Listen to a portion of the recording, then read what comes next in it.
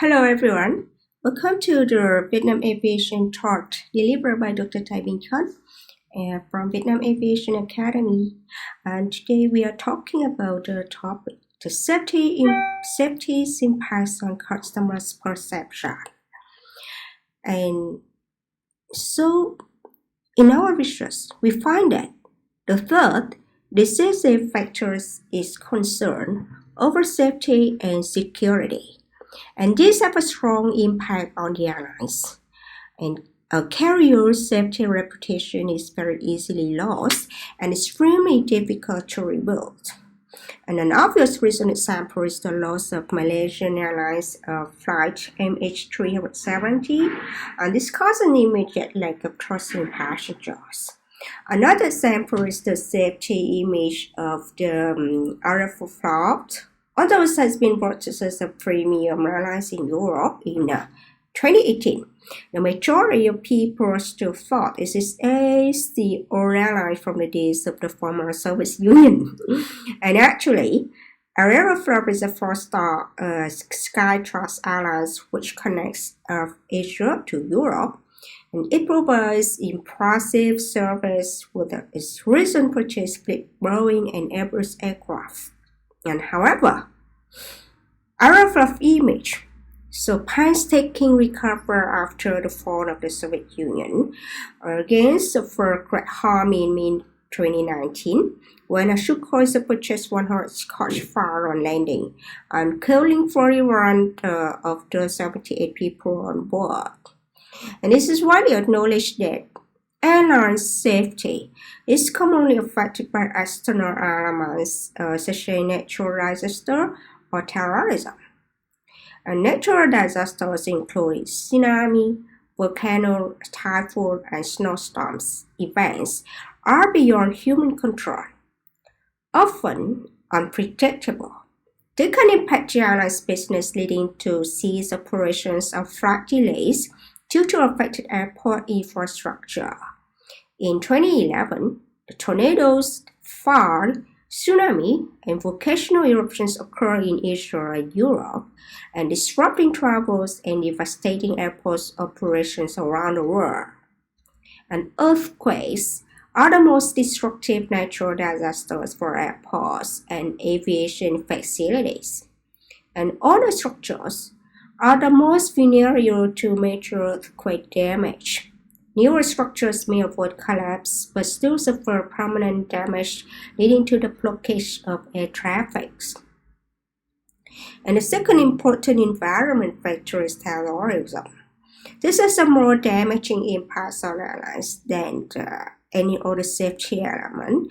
For instance, an individual in Japan may be reluctant to fly when they learn about the terrorist attack in Brazil.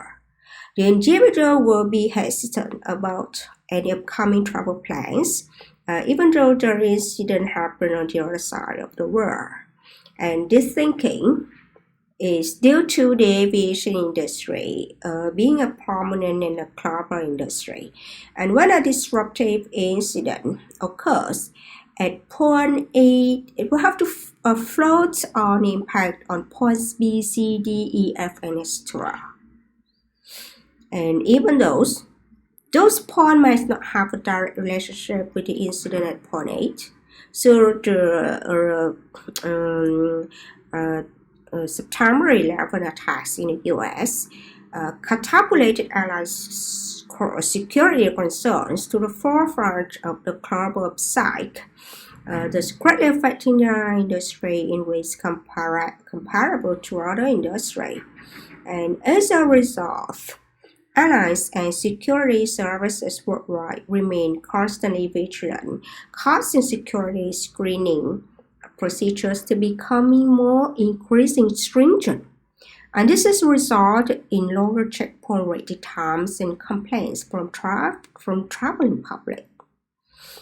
The international safety regulation regime has important control over the entire airline industry, and where safety is considered the most influential factor.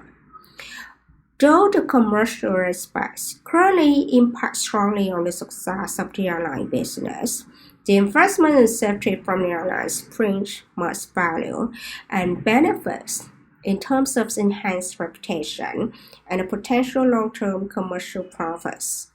And as a result, airlines are encouraged to adopt the International Operations Safety Audit to the IOSA from the International Air Transport Association, is the IATA.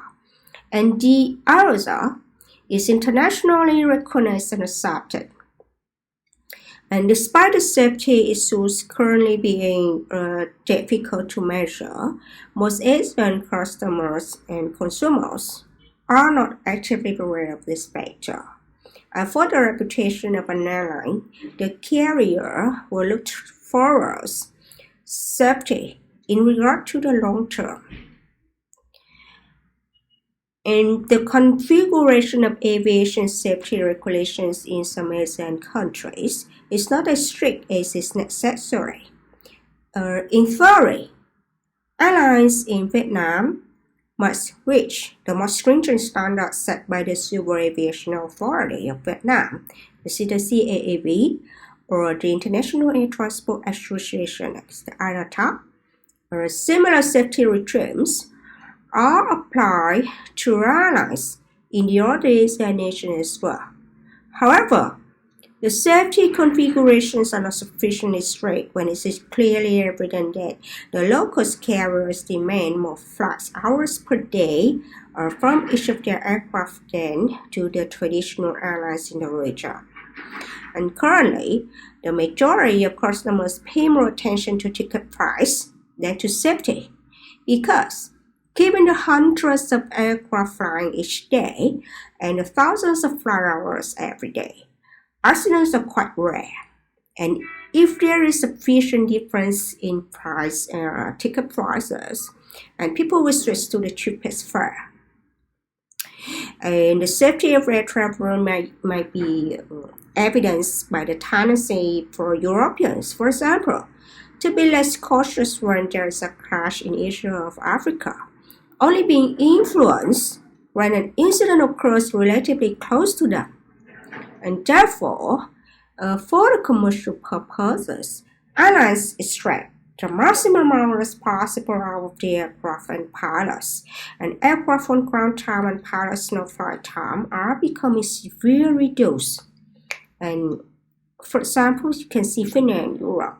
Its operates is 350 aircraft for 18 hours per day for long-haul flights, and leaving 6 hours only per day on the aircraft on the ground. And the above notwithstanding, safety threats will happen when crew rest times are reduced, and the risk of mistake increases as crew more fatigue. Crew rest time does not begin when they leave the aircraft. The crew must debrief, sign off, and make their way home or to their accommodation. And though pilots have the right to take a micro sleep of 20 minutes when the aircraft is on autopilot, this requires excellent coordination between pilots in the cockpit to ensure their aircraft safety. And as a result, and when an incident occurs, pilot fatigue and trainings are closely scrutinized. And specialist experts investigate the human factors. These are very important in the context that flying duties are inevitably rostered up to the maximum allowable limit. And long-term fatigue is also considered a potentially dangerous cause for air incidents. And the airlines managers continually urge the airlines to secure sufficient pilots to crew all required shifts and lessen the issues of duty limitation. And this is particularly so if that airline's business is growing through an intensification of routes and a subsequent increase in flights. And following The crashes of an Indonesian Lion Air and Ethiopian Airlines B737 MAX 8 aircraft within 6 months of each other, and aircraft models was grounded worldwide. The reason for the suspension was deemed as a precaution to ensure flight safety from the new technology designs for this aircraft. At present, with more aircraft in the air and a global pilot shortage, pilot recruitment has become an important factor in regard to safety. Since this is a critical job, pilots must regularly pass psychological tests and continue training on the new technology. And this is vital for pilots to prepare for next generation aircraft through simulators to a certain extent, and with the training provided by the aircraft manufacturers. And recent aircraft innovations not only save fuel, but have introduced automated safety features as well. The collision avoidance system alerts pilots to other aircraft in their vicinity. It is also now mandatory for new aircraft to be equipped with a ground proximity warning system, and this alerts pilots to mountains and potentially hazardous terrain. Thus, aircraft innovations, and there are many excellent innovations in place, aid in reducing mistakes. Pilots must continue to be trained well and to use the innovations as they arrive. For example, pilots no longer use their laptops or iPads in the Air A350, as the cockpit itself is actually designed as a computer. And whereas obviously it is challenging for pilots to taxi at the large airports, the A350 now uses a map display, and the pilots can track the exact locations of the aircraft despite lower previous unsafe visibility. And this significantly improves the ground safety of the aircraft, as it helps reduce the risk of runway incursion. And it is considered a latent potential danger when an aircraft is located in an unauthorized position on the taxiway or hard stand. And know that the national safety regulations may also place limits on the airline's operation in terms of aircraft. So Nova Scotia Airlines was affected by the Thai regulations restricting importation of aircraft for 15 years old, and this led to losses for the first few years of operation and slower business growth than expected. The lifespan of an airframe can be up to 25 years and much more in some cases. Restrictions on operating used aircraft might differ from each country, and the issues presents pros and cons to the airlines. And this is not a major concern for airlines to purchase used aircraft. However, they should consider the maintenance history and ensure all technical checks are in compliance with the safety regulation. In itself, ensuring technical and regulatory compliance may be a longer and more costly process than acquiring a new aircraft. And from the data that I have been presented, so we have concluded as follows. The brand reputations plays an important role in identifying the airline's market position, with the carrier's pricing strategy and safety being the most decisive factors influencing both customers' perceptions and the airline's business. And thank you for your attention.